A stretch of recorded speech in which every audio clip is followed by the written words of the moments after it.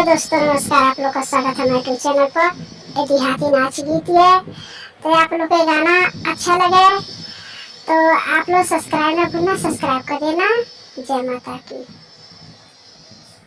काहे के तीत तोरे पतावा हे करैला, काहे के तीत तोरे पतावा।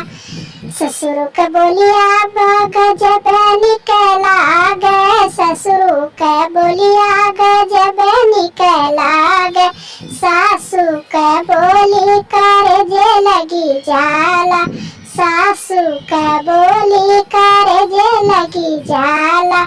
ए करैला काहे के तीत तोरी पतिया, ए करैला काहे के तीत तोरे पतावा।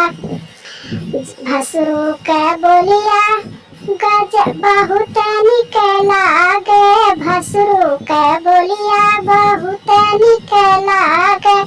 जेठनी के बोली कर जे लगी जाला, जेठनी के बोली कर जे लगी जाला।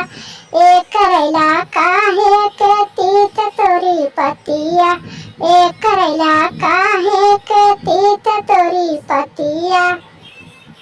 देवरू के बोलिया मीठा से बहुत निकला गे, देवरू के बोलिया मीठा से बहुत निकला गे। ननदी के बोली कर जे लगी जाला, ननदी के बोली कर जे लगी जाला।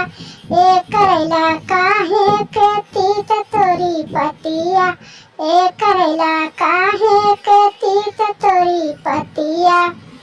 सैया के बोली मिठाई जैसा लागे, सैया के बोली मिठाई जैसा लागे।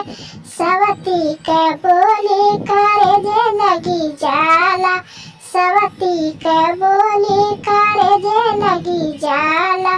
ए करैला काहे के तीत तोरी पतिया, ए करैला काहे के तीत तोरी पतिया।